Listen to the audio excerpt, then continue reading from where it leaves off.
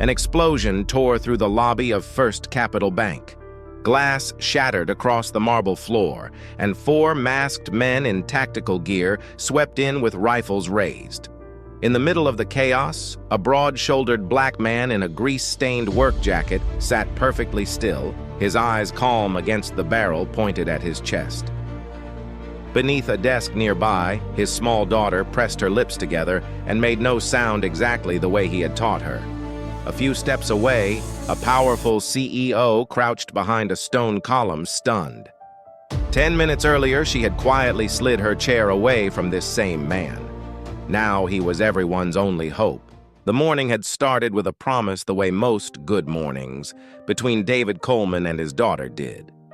He crouched down on the sidewalk outside First Capital Bank, straightening the collar of Maya's little coat, while the autumn wind pushed leaves down the gutter behind them.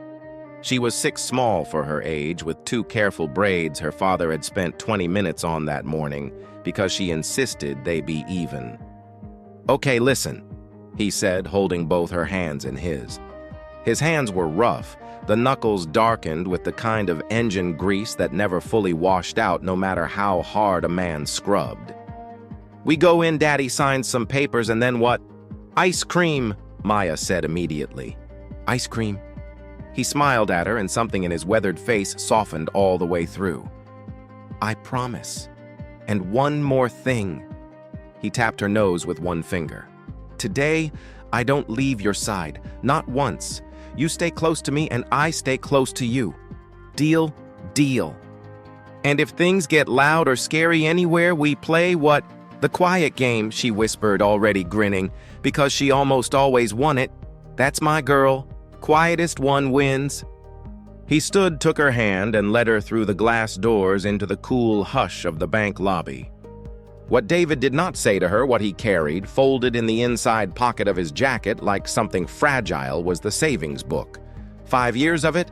5 years of double shifts at the garage, of skipped lunches and mended boots, and a truck he kept alive with prayer and duct tape, all of it adding up to a number just large enough to move Maya into a better school across the county line.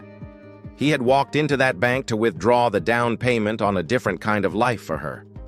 That was the only reason a man like him was standing on that particular marble floor at that particular hour. Inside, the morning was still ordinary. An elderly man in a gray cardigan was leaning on the counter, arguing gently about a fee, and the manager greeted him by name Harold with the easy patience of a clerk who saw him every week. It was that kind of place, that kind of hour. Elena Vaughn walked in 4 minutes later, and she did not slow down for anyone. She moved the way people move when their time is worth more than everyone else's around them. Phone pressed to her ear heels sharp against the stone, a leather portfolio under one arm that probably cost more than most of the room made in a month. There was a private jet waiting for her across town, and a signature the bank needed before a deal worth more money than she liked to say out loud could close. She ended her call, took a numbered ticket, and sat down on the long bench along the wall to wait her turn. That was when she noticed the man beside her. He was large. That was the first thing, the thing her body registered before her mind had a chance to be polite about it. Broad through the shoulders, a good head taller than her, even seated in a jacket streaked with grease and boots dusted pale from somewhere that wasn't downtown.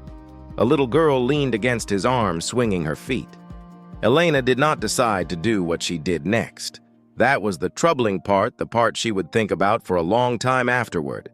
Her hand simply tightened on the strap of her bag and drew it a few inches closer to her hip. Her weight shifted, and the chair slid a half span away from him along the bench, the small, ugly motion of a person making room she did not need to make. Her eyes went to his dusty boots, then away, and she took out her phone again so she would have somewhere else to look. Across the lobby, a teller glanced up at the man too, then down at her drawer, then up again, and there was something careful in that second glance, something that wasn't about the man himself, but about what the room had already decided he might be. David felt all of it. He had felt it 1,000 times before in 1,000 rooms, and he had long ago stopped letting it reach the part of him that could be wounded by it. He only pulled Maya a little closer and let her lean. If Elena had been paying real attention, she might have caught the one thing about him that did not fit. He sat with his back perfectly straight unnaturally, so the posture of a man who had been trained out of slouching a very long time ago. And when the heavy glass entrance door swung shut behind a customer with a bang that made half the lobby flinch, David Coleman was the only person in the room who did not move at all. Not a twitch, not a blink. She noticed it frowned faintly and told herself it was nothing. People were just people. She went back to her phone. The clock above the tellers read 3 minutes past 11. At 4 minutes past, the world came apart. The explosion did not come from inside the lobby, but from the entrance itself, a concussive blast that blew the glass doors inward in a glittering wave and threw a wall of sound against everyone in the room. Elena felt it in her teeth. The portfolio slid off her lap. Before the ringing had even faded, 4 men were inside, moving fast and clean through the smoke rifles up faces hidden behind black masks. "Everybody down on the floor, now." The voice belonged to the one out front, and it carried the flat, unhurried authority of a man who had done this before. He fired a single round into the ceiling, and plaster rained down, and the screaming started. People dropped. A woman near the counter went to her knees with her hands over her head. The security guard by the door reached for nothing because the second man already had a rifle trained on his chest, and he raised his palms and lay down like everyone else. Elena scrambled off the bench and pressed herself behind the nearest stone column, her heart slamming so hard she could feel it in her throat. From there, crouched and shaking, she could see most of the lobby.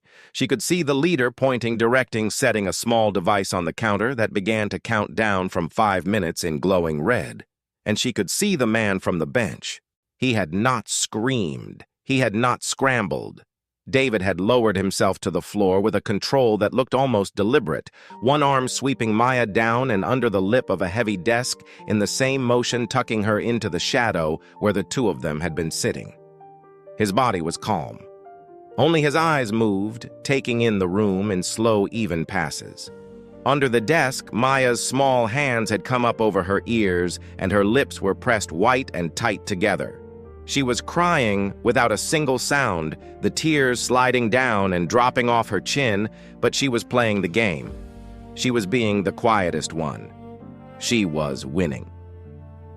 For nearly a full minute, the robbers worked the room, herding the last stragglers to the floor, and it might have held there tense and terrible but stable if Maya had not shifted. It was the smallest thing. Her foot had gone numb beneath her, and she moved it, and the toe of her sneaker scraped out past the edge of the desk into the light. One of the masked men caught the motion at the corner of his eye and swung toward it, rifle rising, closing the distance in 3 fast steps. "Something's moving over here." David did not lunge. Lunging would have gotten his daughter killed, and some cold and buried part of him understood that with total clarity. Instead, he found Maya's eyes in the dark under the desk, and he held them, and he moved 2 fingers to his lips in a gesture only she would understand. The quiet game. Stay hidden, stay small, stay quiet, and Daddy will handle the loud part. Then he lifted his open hands slowly into the air, and he began to speak, and he made himself the most interesting thing in the room. "Easy," David said. His voice came out low and even warm, almost the voice of a man talking down a spooked animal rather than a man staring into a rifle. "Nobody back here but me, just me. You want me on my knees, I'll get on my knees. You tell me how you want it." The gunman hesitated his weapon, swinging off the desk and onto the big man in the grease-stained jacket, which was exactly what David wanted. Every second that barrel pointed at his chest was a second it was not pointing at the small shape hidden 6 feet to his left. "On your knees," the man snapped. "Hands where I can see them." "Going down now." "Nice and slow." David sank onto his knees on the cold marble hands, high back still impossibly straight, and he kept his gaze locked on the mask so it would not drift toward the desk. "There. Just like that. We're all real calm in here." From behind her column, Elena watched the whole thing, and something she could not name turned over in her chest. She had been in that man's presence for 10 minutes and had judged him with her shoulder and her chair and the strap of her bag, and now on his knees with 4 rifles in the room and his child hidden a body's length away, he was the steadiest human being she had ever seen. He did not look brave the way she had always pictured brave. He looked certain. He looked like a man who had already decided something and was simply waiting for the rest of the room to catch up. The red numbers on the counter dropped past 4 minutes. The leader shouted for the manager. The gunman stood over David with his finger near the trigger, and a father knelt on a bank floor with his hands in the air guarding his daughter with nothing but the calm in his own voice, buying her seconds with his body the way other men might spend loose change. The truth of a person Elena would come to understand is not written in the clothes he wears or the color of his skin. It is written in how steady he stays when the storm comes down without warning. She had gotten it exactly backward, and she did not yet know how much that mistake was about to cost, or how much it was about to teach her. The leader moved through the lobby like a man reading a clock he could feel in his bones. He shoved the bank manager toward the vault at the back, a thin man in a gray suit whose hands would not stop trembling, and the red numbers on the counter kept falling, and every few seconds his voice cracked across the room like a whip. 5 minutes, that's what you've got. The vault opens or this stops being a robbery and starts being something worse. Move. David stayed on his knees where they had put him near the desk, close enough that he could still feel Maya breathing in the dark behind him if he stayed very still. He kept his hands visible. He kept his face slack and harmless. But behind the calm of his eyes, something old and disciplined had woken all the way up, and it was counting. 4 men. He fixed each one in his mind and gave them places. The leader by the vault, the one who did the thinking. The nervous one guarding the front doors, shifting his weight too much, checking the street through the blown-out entrance every few seconds. A third pacing a slow line down the center of the lobby, sweeping his rifle over the hostages on the floor, enjoying it a little. And the fourth, the one who had found Maya's sneaker standing almost directly over David, now close enough that David could have named the make of his boots. He measured the distance to that man without moving his head. 4 feet, maybe less. He noted which of them kept their fingers laid along the trigger guard and which let them drift to the trigger itself, the difference between a man who had been trained and a man who only owned a gun. He marked the leader as the first kind and the pacing one as the second. He counted footsteps when they walked, learning the rhythm of the room, the way a mechanic learns an engine by its sound alone, listening for the knock beneath the hum. And underneath all of that cold arithmetic ran a current that had nothing cold about it at all. Every instinct he had spent years building told him he could move, told him the angle was there, that the man above him was slow, that he could take the rifle and turn it before anyone across the room adjusted. The old David, the one from another life, would already have done it. But the old David had never had a 6-year-old girl folded under a desk, 4 feet away, holding her breath, trusting him. 1 wrong second, and a stray round found her instead. So he stayed down. He pressed the instinct back into its box and held the lid shut with everything he had, and he told himself the only thing that mattered, not yet. Not while she's in the line of it. Not yet. The counter dropped past 3 minutes. It was the old man who broke the fragile stillness of the room.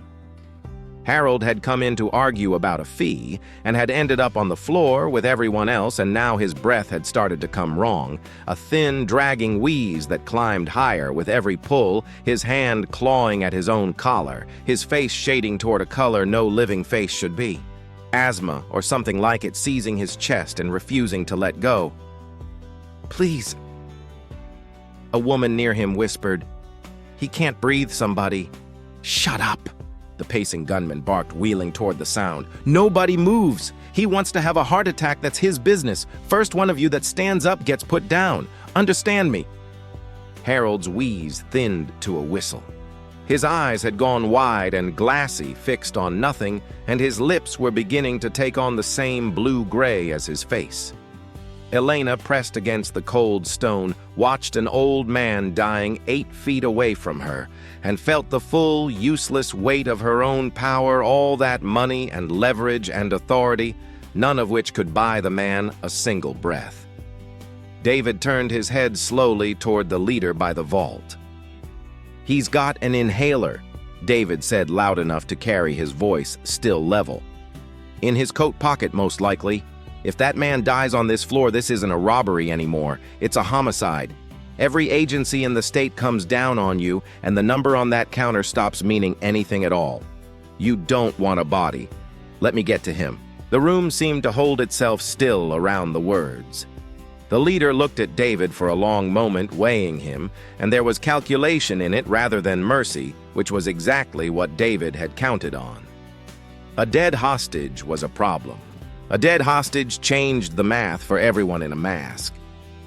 30 seconds, the leader said. "You crawl, you touch him, you fix him, you get back down. Anything else, you're both done." 30 seconds, David agreed. He went low across the marble, keeping his hands open and visible the whole way, moving without a single wasted motion. He reached Harold, and his fingers were already searching the old man's cardigan, one pocket, then the other, and they closed around the small plastic cylinder of a rescue inhaler. He shook it, fitted it to Harold's lips, and pressed. "Breathe out first, then in. On me. Come on, sir. In." The first pull did little. David waited a beat and pressed again, one broad hand steady on the old man's back, his voice dropping to something almost gentle. "There you go. Again. You're all right. In." And on the second dose, Harold's chest hitched, caught, and dragged in a real breath, at last ragged and enormous, the terrible whistle breaking into a cough. Color crawled back into his face. His hand found David's wrist and gripped it, and he could not speak, but his eyes said everything a man's eyes can say to the person who has just handed him back his life. "Time," the leader called. David set the inhaler in Harold's shaking hand, gave the old man's shoulder one last squeeze, and crawled back to his place by the desk without being told twice. From behind her column, Elena had not looked away once. She had watched the man she'd slid her chair away from crawl across a floor under a stranger's gun to breathe air back into an old man he had never met, asking for nothing, expecting nothing. She thought of the half span she had moved that chair. She thought of her hand tightening on her bag. And for the first time in her adult life, Elena Vaughn felt genuinely ashamed of something no one had seen her do, and she understood that she had read the entire room wrong from the moment she walked into it. Then everything accelerated. Near the front, one of the hostages broke. A young man in a delivery uniform had been coiling tighter and tighter against the wall, and the sight of Harold nearly dying seemed to snap whatever had been holding him, because he scrambled suddenly to his feet and bolted for the shattered doorway and the daylight beyond it. "Runner!" The nervous gunman fired, and the shot went wide and blew a chunk out of the doorframe, and then two of them were moving the leader, stabbing a finger at the door and shouting orders. "Go! Go get him before he hits the street! Both of you!" The nervous one and the pacing one took off through the ruined entrance after the fleeing man boots, pounding across broken glass and out into the open air. And just like that, the careful formation that had held the lobby came apart. Where 4 rifles had controlled the room, now there were 2. The leader was still at the back, wrestling the manager and the vault. And the 4th man, the one who had found Maya, stood alone in the center of the lobby, suddenly responsible for a dozen hostages by himself, his head swinging between them all. David felt the shift the way a man feels the tide change. 2 men out the door, the leader occupied and 40 feet away, 1 rifle loose in the middle of the room and its owner rattled over, extended, alone. The lid on the box came off. He found Maya's eyes in the dark one more time and touched 2 fingers to his lips. The quiet game. "A little longer, baby. Stay small. Stay hidden. Whatever you see, stay quiet." Her tear-streaked face nodded back at him from the shadow, and she pressed herself flatter against the underside of the desk, and she trusted him completely, and that trust was the last thing he let himself feel before he stopped feeling anything but the work. He moved. David came up off his knees in a single low burst faster than a man his size had any right to move, and closed the 4 feet to the lone gunman before the man had finished turning toward him. His hands found the rifle.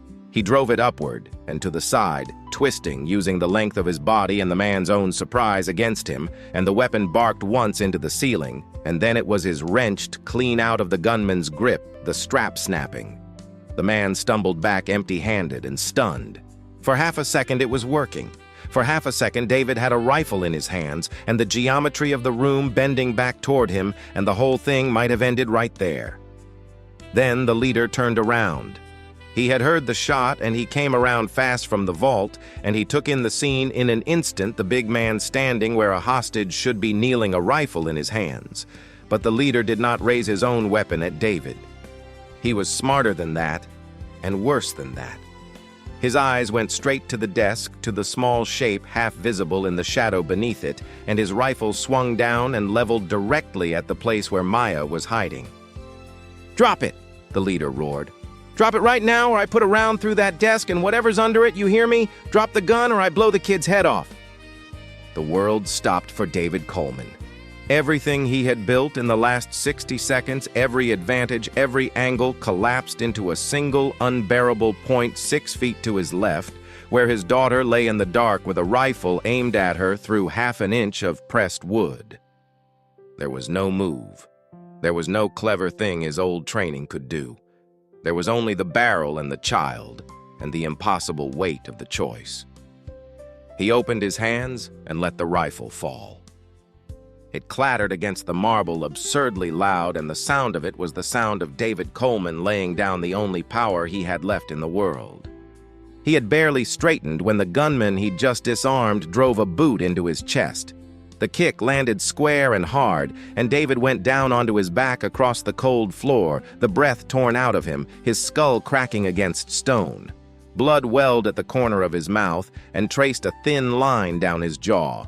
He rolled halfway onto his side, one arm folding under him, and for a moment the terrible steadiness that had defined him from the beginning was simply gone, beaten out of him, a father flat on his back with a boot print on his chest and blood on his teeth. Under the desk, Maya's control finally shattered. A thin, broken wail climbed out of the shadow, the sound of a small child who had been brave for as long as any small child could be and had reached the end of it. "Daddy, it's okay." David managed the words wet and thick, his hand reaching toward the dark, even as the leader stalked toward them both. "It's okay, baby. I'm right here. I'm right here." And Elena behind her column pressed a hand hard against her own mouth to keep the cry inside it, because she was certain now that she was watching the end of something. The steadiest man she had ever seen was broken on the floor. His daughter was crying in the dark. 2 rifles were closing on them, and the police were nowhere, and every thread of hope she had allowed herself to hold in the last 4 minutes went dark all at once. Sometimes stepping back, sometimes taking the blow instead of throwing one is not cowardice at all. Sometimes laying down your only weapon is the highest thing love can do, the last gift a father has left to give, and it looks for all the world like defeat, right up until the moment it doesn't. The sirens reached them before the police did a rising wail somewhere out on the avenue, and the sound changed everything in the room. The leader's head snapped toward the shattered entrance, and for the first time all morning the certainty went out of him. 2 of his men were still out in the street chasing a runner. The vault was not open. The number on the counter meant nothing now because the number had never accounted for the police arriving early, and his whole clean plan was coming apart in his hands. "Time to go," he snarled. His eyes swept the lobby and landed on the one thing that could still buy him a way out of it. The desk, the small shape underneath. "Change of plan. We take the kid. Nobody shoots at a man holding a little girl." "No." David got the word out from the floor, trying to push himself up on one bloodied arm, and a boot from the man he'd disarmed drove back down between his shoulder blades and pinned him flat. The leader crossed to the desk in 3 strides, bent down, and dragged Maya out of the shadow by her arm.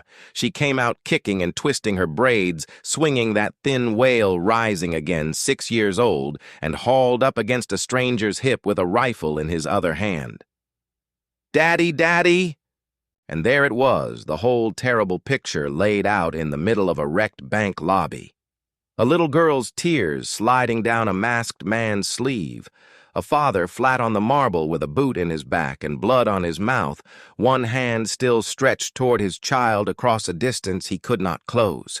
From behind her column, Elena watched, and in that suspended moment, something in her simply fell away.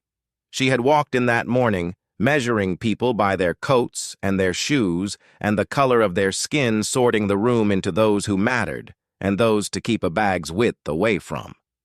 But there was no version of that arithmetic that survived the sight in front of her now. A father watching his daughter carried off toward a gun was a father watching his daughter carried off toward a gun, and the grief of it looked exactly the same, whether it wore a tailored suit or a grease-stained jacket. It erased every distance she had ever put between herself and another human being. She had been so certain those distances were real. They had never been real at all. On the floor, David stopped straining against the boot. He went still the way he had been still at the very beginning, and behind the blood and the ruin of his face, his eyes cleared and found his daughter across the room. He lifted 2 fingers slow to his split lips. The quiet game. Maya saw it. Through her tears, through her terror, she saw her father's hand, and some deep animal trust in her recognized the signal it had learned that very morning on a cold sidewalk. "Whatever you see, stay ready." And then his fingers moved a fraction, curling a second gesture that was only for her, and her small body understood before her mind did. She went limp for half a heartbeat, and then she twisted her head down and bit into the leader's forearm with everything a frightened 6-year-old had in her jaw. The man howled, and his grip jerked open, and Maya dropped and folded herself small toward the floor exactly the way she'd been taught, and for half a second there was a gap between the child and the gun. Half a second was all David had ever needed. He came up off the marble like something uncoiling. The boot on his back was already too late, its owner already off balance, and David took the man's ankle as he rose and dumped him hard onto the stone. The man landed near the rifle David had been forced to drop minutes earlier, and his hand shot out and closed around it, and he was already dragging it up to fire as he scrambled to his knees. David did not reach for a gun of his own. He caught up a heavy steel chair by the desk instead and hurled it. The chair caught the man full in the face just as the muzzle came level, and the shot went high and wild into the wall, and he went down under the weight of it with a crunch, the rifle skittering out of his slackened hands. David was already past him. Behind him, the leader, cradling his bitten arm, wrenched his own weapon up one-handed and fired, and David turned his shoulder into the round, taking the burn of it across his arm rather than his back, and closed the last of the distance. What happened then happened fast, and it happened with the economy of a man who had done it in another life 100 times.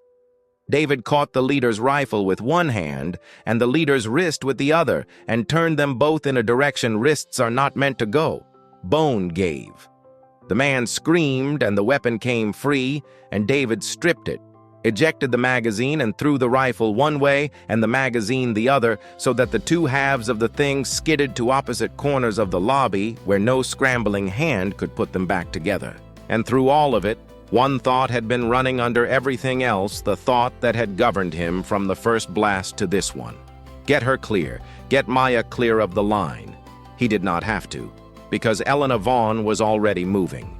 The woman who had slid her chair half a span away from a stranger who had drawn her bag closer to her hip, came out from behind her stone column with no plan and no cover, and nothing in her at all, except the sudden refusal to watch a child stay in danger 1 second longer. She crossed the open floor low and fast in her expensive heels, and she reached Maya where the girl had folded herself against the base of the desk, and she wrapped both arms around the small, shaking body and pulled her up and away back behind the column into the one safe pocket of the room. She pressed the girl's face into her shoulder and held on. I've got you." Elena breathed into Maya's hair, her own voice cracking on it. "I've got you. You're safe. I've got you." It was the first thing she had done all morning that cost her something, and it was the first thing all morning she was proud of. The two men who had chased the runner came pounding back through the shattered doorway then, and they came back into a room that had turned completely against them. Their leader was on his knees, cradling a broken wrist. The man who had found Maya was unconscious under a chair. The big man they had all stepped over was standing in the center of the lobby, unarmed but entirely in command of the space, and behind him a dozen hostages were no longer lying still. And through the ruined entrance behind the two returning men came the first shouts of the tactical officers, red and blue light washing across the broken glass, weapons up and voices hard. It was over in seconds after that. Cornered, outnumbered their plan in pieces, the robbers put their weapons down and their hands up, and the officers flooded in and took them to the floor one after another. The lobby went quiet, and the quiet was enormous after everything the room had held. David crossed the marble without a word for anyone in a uniform. He went to the column, and Elena turned, and Maya launched out of her arms and into her father's, and he caught her and folded her against his chest and held her there as if he meant to press her back into the safety of his own body. He was bleeding. He did not seem to notice. He sank down onto his knees with his daughter wrapped around his neck and rocked her, one broad hand cupped over the back of her head. "You did it," he murmured into her braids.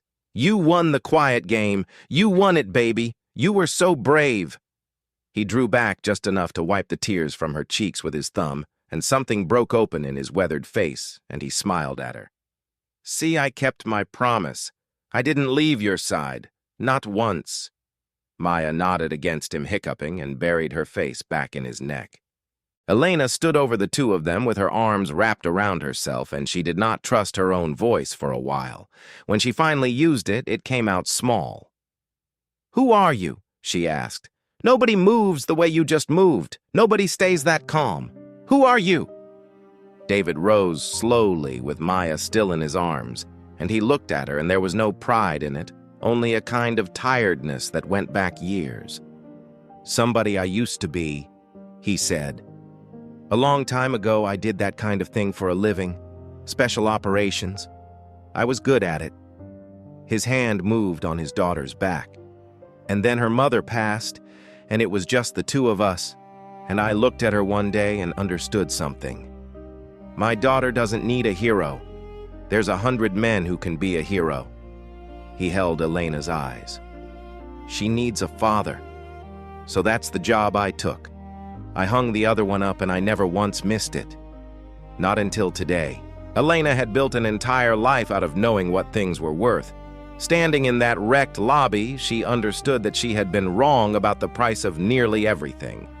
A week later, in a city hall room full of cameras and folded chairs and a small crowd that rose to its feet, they gave David Coleman a commendation he had not asked for and did not particularly want.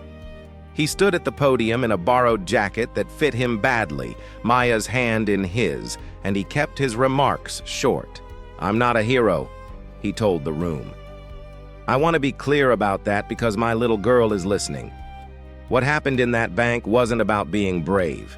It was about a choice made in about 1 second, and I've made harder ones changing a tire in the rain." A soft sound of laughter moved through the chairs. "Here's the only thing I know worth saying. Children don't learn courage from what we tell them. They learn it from what we choose right in front of them when we think the choosing is the whole of it. My daughter was watching me the whole time. Your children are always watching you. So choose like they're watching. Because they are." He stepped down into applause he seemed almost embarrassed by, and Elena was waiting for him at the bottom of the steps. She did not slide away from him this time. She did not draw her bag to her hip or measure the distance between his world and hers. She put out her hand, and when he took it, she covered it with her other one and held it a moment longer than a handshake needs. "Thank you," she said, "for all of it, including the part you'll never know you taught me." And there was one more thing easier to give than to say already arranged before she'd walked in that morning.